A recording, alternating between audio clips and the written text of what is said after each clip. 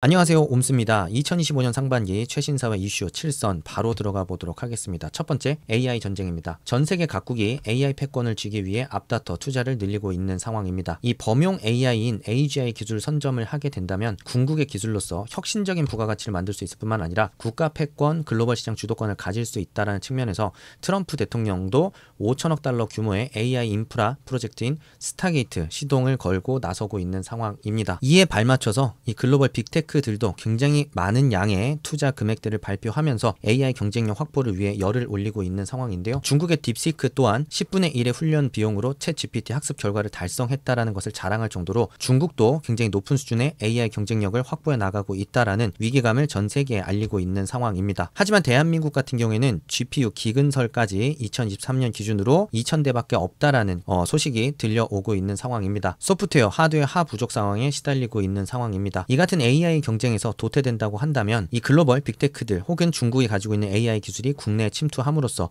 우리의 나라 시장 그리고 산업 분야까지 잠식할 수밖에 없을 텐데요. 이 같은 전 세계적인 흐름 속에서 한국이 어떻게 경쟁력을 갖춰나가야 될지에 대한 견해 밝혀볼 수 있을 것 같습니다. 자, 두 번째, 전 세계적인 자국 우선주의 트렌드 확대 가지고 왔습니다. 강대국들의 정부는 팔을 걷어붙이고 적극적으로 자국 산업 보호 육성에 나서고 있습니다. 미 트럼프 대통령이 관세 전쟁을 선포하고 높은 관세율을 무기로 자국의 첨단 제조 공장 이전을 유도하고 있는 상황이고요. 반도체법을 통해서 약 111조 원 반도체 예산을 지원하면서 글로벌 패권의 핵심인 반도체 경쟁력 확보에 열을 올리고 있는 상황입니다. 거기서 더해서 잃어버린 30년이라는 오명을 쓰고 경기 침체의 우려를 겪고 있었던 일본 또한 권기를 보여주고 있는 무서운 상황인데요. 2025년에는 반도체 분야에 총 3,300억 엔을 배정하면서 반도체 산업 육성을 위한 의지를 내비치고 있는 상황입니다. 또한 TSMC를 적극적으로 자국 내 유치하기 위해서 노력한 결실을 지금 맺고 있는 상황인데요. 자국에 있는 반도체 장비 기업들과의 단단한 협력 관계를 구축해 클러스터를 조성하고 있고 부활을 위한 시동을 걸고 있는 상황입니다. TSMC를 유치하기 위해 R&D 인력을 3교대로 8시간씩 24시간 내내 돌릴 수 있도록 법을 유연하게 적용하는 모습을 보여주기도 했는데요. 타국의 위협은 여기서 그치지 않고 있습니다. 중국의 메모리 반도체 기술이 이제 한국과 기술 격차가 3년도 채 나지 않는 상황까지 다다랐고요. AI뿐만 아니라 배터리 분야에서도 기술력 확보에 나서면서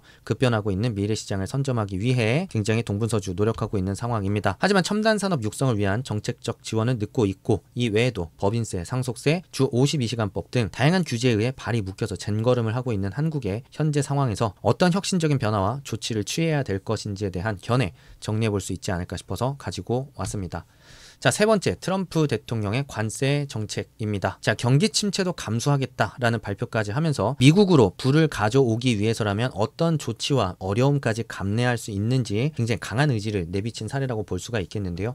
관세 전쟁이 격화되면서 각 국가의 물가 상승을 촉발시키고 이는 소비 위축과 이후에는 디플레이션까지 이어질 수 있다는 우려 때문에 전 세계 시장이 굉장히 크게 긴장을 하고 있는 상황입니다. 게다가 한국이 미국과의 교역에 있어서 너무 많은 이득을 취하고 있다고 트럼프 대통령이 강조하고 협박하고 있는 만큼 각 산업별, 제품, 품목별로 관세 부과 정도가 어떻게 다를 것인지에 대해 미리 선제적으로 파악해보고 이에 따른 산업별 영향과 향후 대응 전략에 대해서 치열하게 고민해본 내용들을 견해로 제시해볼 수 있을 것 같습니다. 옴스잡스 유료 멤버십 구독자분들에게는 별도의 컨텐츠들을 제공하고 있습니다. 기업 준비하시는데 필요한 기사 분석들부터 각각의 업종별 주요 이슈들까지 야무지게 정리하고 있으니 꼭 혜택 받아가시길 바라겠습니다. 자, 네 번째입니다. 신냉전 시대, 체제 전쟁의 시대입니다. 러우 전쟁 발발 이후 전쟁의 위협이 갈수록 더욱 고조되고 있습니다. 러우 전쟁은 종전을 향해 가고 있지만 앞으로 추가적인 전쟁의 가능성 또한 항상 상존하고 있기 때문에 트럼프 대통령 또한 엄청난 돈을 투자해 군사력을 증강하겠다고 발표하고 있는 만큼 지금과 같은 긴장은 앞으로도 계속 유지될 것으로 전망이 되고 있습니다. 특히나 트럼프는 강력한 해군력을 갖고 있는 중국에 대항할 수 있는 군사력을 갖추기 위해서 해군 준비태세 보장법을 발의하고 미 해군력 강화에 나설 것을 예고하고 있습니다. 실제로 작년 11월에 윤석열 대통령과 군함 MRO 사업 관련된 논의를 진행한 바 있기도 한데요. 방사능 우방국과의 단단한 협력 관계를 다질 수 있는 매개이자 앞으로는 국가의 중요한 먹거리 산업 생존 수단으로서 그 중요성이 더욱 높아지고 있는 상황인 만큼 중요하게 다뤄볼 수 있는 이슈인 것 같아서 가져왔습니다. 다만 트럼프 대통령은 철저하게 신뢰를 추구하는 인물이고 현재 전 세계적으로 체제 전쟁이 진행되고 있기 때문에 방산 물자 수출 시에 국회 동의를 받아야 된다는 방위사업법 개정이 실제로 추진될 경우 이 같은 기회에 찬물을 끼얹을 수도 있겠다라는 점에서 국가적 차원에서 어떤 논의가 필요할지, 어떤 방향성으로 우리가 사업을 준비해 나가야 될지에 대한 논의해 볼 수 있을 것 같아서 가지고 왔습니다. 자, 5번째, 4차 산업혁명 시대 첨단 산업 선점 경쟁입니다. 대표적인 산업으로 우주항공이 뜨고 있습니다. 스페이스X는 상업용 우주선 발사체 사업을 성공적으로 안착시키면서 매출이 치솟고 있는 상황이고요. 이미 스타링크 인공위성 수천 개를 지구상에 올려내면서 전 세계 어디서나 교신이 가능한 환경을 구축한 바 있습니다. 여기에 아마존 제프 조네스의 블루 오리진까지 우주 사업에 가세하면서 판은 더욱 빠르게 커질 것으로 보이고 있는데요. 단순한 우주선 발사체를 떠나서 여기서 파생되는 통신, 소재, 관제, 다양한 기회가 파생될 수 있는 만큼 향후 우리 국가 차원에서도 이 우주항공 시대를 어떻게 대비해야 될 것인지에 대한 방향성 생각해 볼 수 있겠습니다. 이외에도 휴머노이드 기술력이 급성장하고 있습니다. 테슬라는 자율주행을 통해 고도화된 AI 기술을 로봇에 접목함으로써 정교한 동작 수행까지 가능한 옵티머스 로봇을 선보이고 시장의 기대를 한몸에 받고 있는 상황입니다. 중국 또한 이에 질사라 수십조 원의 돈을 투자해 로봇 경쟁력 확보에 집중을 하고 있는 상황이고요.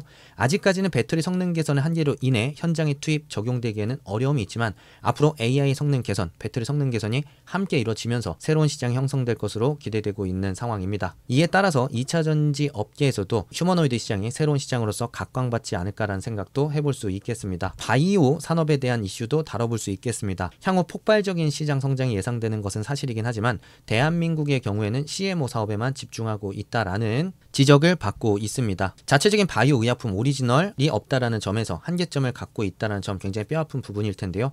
이러한 근본적 한계를 돌파할 수 있기 위해서는 국가적 차원에서 어떤 고민이 필요할지에 대한 생각들 같이 해볼 수 있을 것 같아서 가지고 왔습니다.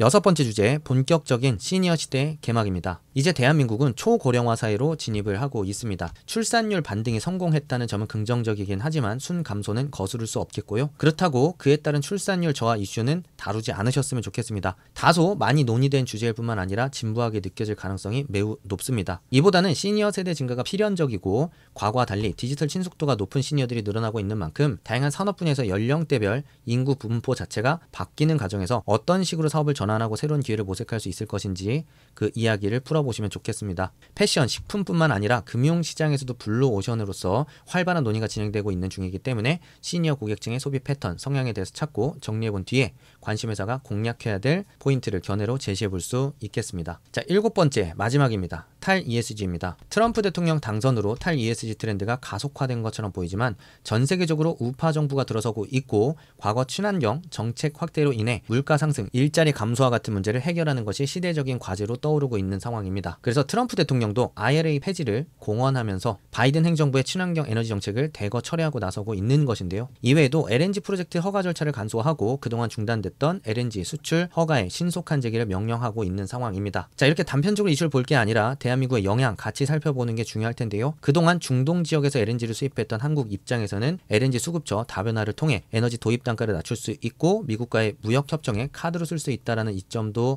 있겠습니다. 다만 기존에 구축되어 있었던 중동과의 탄탄한 관계가 틀어질 수 있는 가능성이 있다는 점에서 이 같은 변화에 어떻게 섬세하게 대처할 것인지에 대한 고민이 필요할 것이고요. 그리고 미국의 LNG 수출 확대에 따라 친환경 에너지 전환을 펼치고 있었던 중동 국가들의 계획에도 차질이 생길 수밖에 없어졌습니다. 이에 따라 친환경 공법과 건설 플랜트로 사업을 전환하고 있었던 국내 건설사, 플랜트 회사들에게 굉장히 큰 또 영향을 미칠 수밖에 없을 텐데요. 이에 따른 영향과 대응까지도 같이 연결해서 생각해 보신다면 좋을 것 같습니다. 2024년 하반기에 올렸던 최신사회 이슈를 참고하시게 된다면 지금 다뤄도 전혀 무방한 좋은 이슈들에 대한 내용도 찾아보실 수 있을 겁니다. 꼭 좋은 결과 있으시길 바라겠습니다. 구독, 좋아요, 알림 설정 모두 해주신 분들의 합격만 기원하도록 하겠습니다. 감사합니다. 옴스였습니다.